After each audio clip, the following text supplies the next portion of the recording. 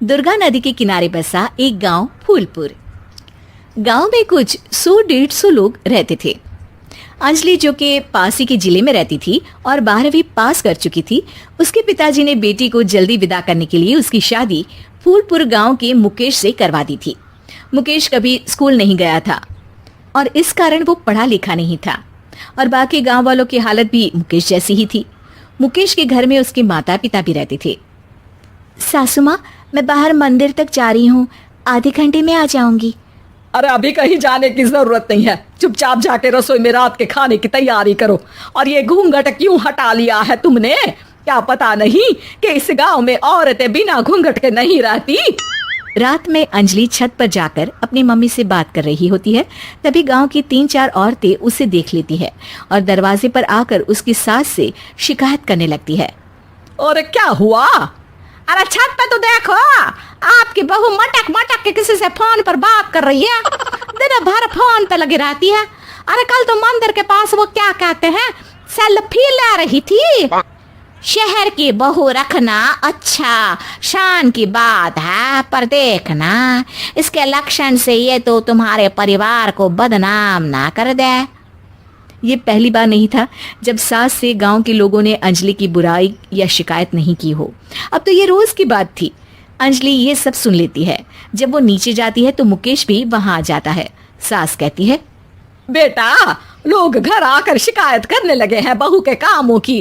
देख लो, पति हो, संयम से रखो इसे। माँ जी, मैं तो अपनी माँ से बात कर रही थी क्योंकि यहाँ कोई बात करने लायक ही नहीं है और अब मैं माँ के पास ही रहूंगी।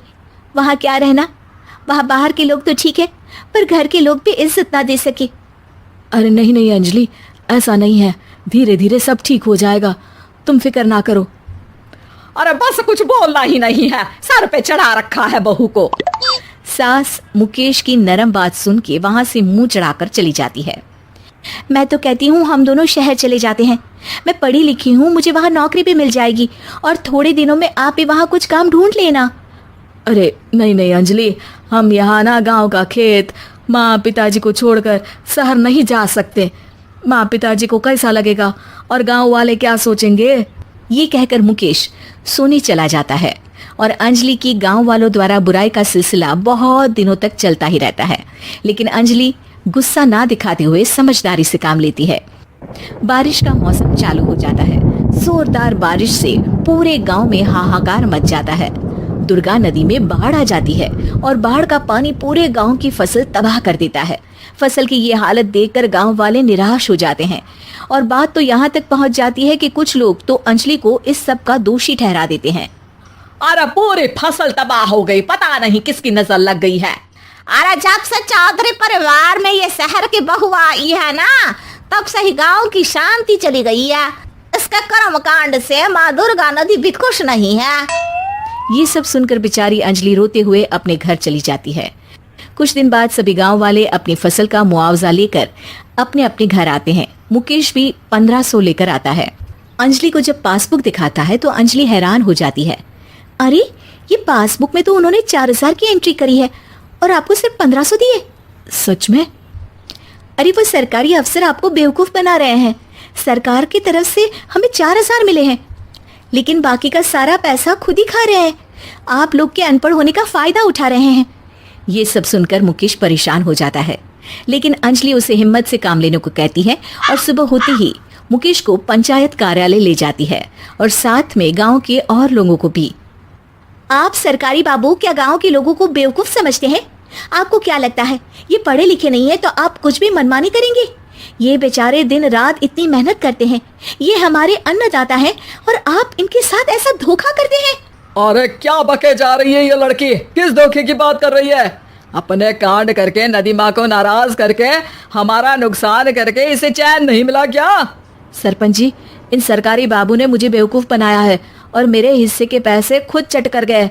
बस ये सुनते ही सरपंच वहां से दुम दबाकर भाग जाता है।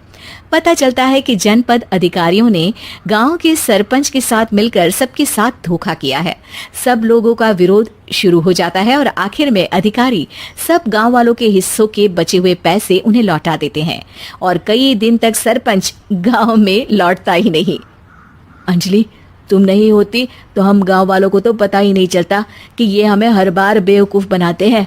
हाँ हाँ अंजलि बेटी, हमें माफ कर दो। हम सब तुम्हें बुरा भला कहते रहे, लेकिन तुमने ही आज हमें बेवकूफ बनाने से बचाया है। हमें तुम पर गर्व है बेटी। अब समझ आया कि सरपंच तुमसे नहीं, तुम्हारे पढ़े लिखे होने से नफरत करता था। क्यों ना इस बार हम अंजलि को ही सरपंच पद के लिए चुन ले। क्या कहते हो गांव वालों? पढ़ी लिखी सरपंच। बस पूरा गांव अंजलि के लिए ताली बजाता है और अंजलि की सास उसे खुशी से गले लगा लेती है।